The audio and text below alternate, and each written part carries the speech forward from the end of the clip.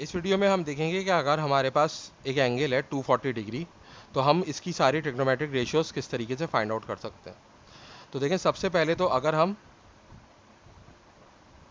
Quadrants बना लें, ये फर्स्ट क्वाड्रेंट है, ये सेकंड क्वाड्रेंट है, और ये थर्ड क्वाड्रेंट है, और ये फोर्थ क्वाड्रेंट है। तो 240 डिग्री जो है वो थर्ड क्वाड्रेंट के अंदर लाई करेगा, और वो इस तरीके से बनेगा कि पॉजिटिव एक्स एक्सिस से शुरू होगा और यहाँ पे जाके जहाँ पे एंगल फॉर्म हो रहा होगा यहाँ पे ख़त्म हो जाएगा। अब देखें, ये जो 240 डिग्री है ये 180 से बड़ा है और 270 से छोटा है, इसलिए थर्ड क्वाड्रेंट के अंदर लाई कर रहा है। तो अब जो है इसके बाद हमें ये पता होता है कि थर्ड क्वाड्रेंट के अंदर कौन कौन सी ट्रिग्नोमेट्रिक रेशियोज पॉजिटिव होती हैं और कौन कौन सी नेगेटिव होती हैं। और इसके बाद जो है वो हम क्या करेंगे, ये हम रेफरेंस एंगल निकालेंगे यहाँ पे। तो रेफरेंस एंगल क्या होता है कि वो एंगल जो इस लाइन के साथ बन रहा हो और एक्स एक्सिस के साथ बन रहा हो और उसको एक्यूट होना चाहिए। तो देखिए, ये पूरा का पूरा एंगल 240 डिग्री है, और ये वाला जो है हमारे पास, अगर हम सिर्फ यहाँ से यहाँ तक लेते हैं, यहाँ से यहाँ तक, तो ये 180 डिग्री है। तो अगर हम 240 में से 180 माइनस कर दें तो हमारे पास क्या आएगा, 60 आएगा। तो ये जो एंगल होगा ये 60 डिग्री होगा। तो अगर हम 60 डिग्री की वैल्यूज़ फाइंड आउट करेंगे तो वो एग्जैक्टली इसके इक्वल होंगी। जैसे मिसाल के तौर पे हम साइन ले लेते हैं, तो साइन 240 क्या हो जाएगा।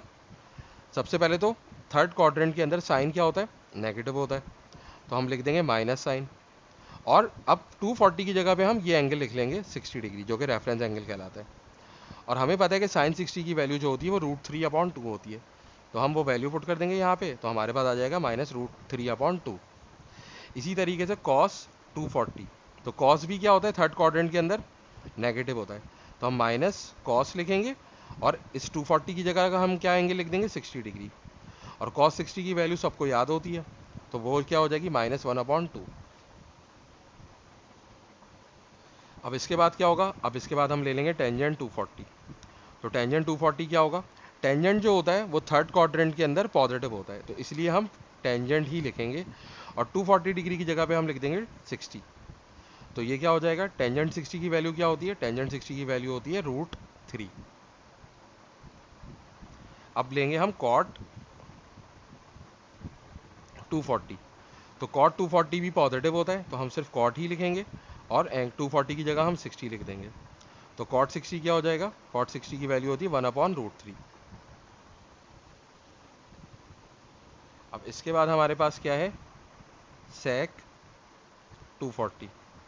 तो सेक जो होता है वो थर्ड क्वाड्रेंट में नेगेटिव होता है, तो ये हो जाएगा माइनस सेक, और 240 की जगह हम लिख देंगे 60।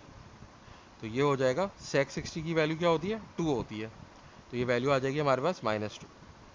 और फिर लास्ट में हमारे पास कोसेक 240। तो कोसेक 240 में क्या होगा कि कोसेक जो होता है वो थर्ड क्वाड्रेंट के अंदर नेगेटिव होता है, तो नेगेटिव साइन लगाएंगे, फिर कोसेक लिखेंगे, और 240 की जगह हम 60 लिखेंगे। और कोसेक 60 की वैल्यू क्या होती है, 2/√3। तो हमारे पास वैल्यू क्या आ जाएगी, -2/√3।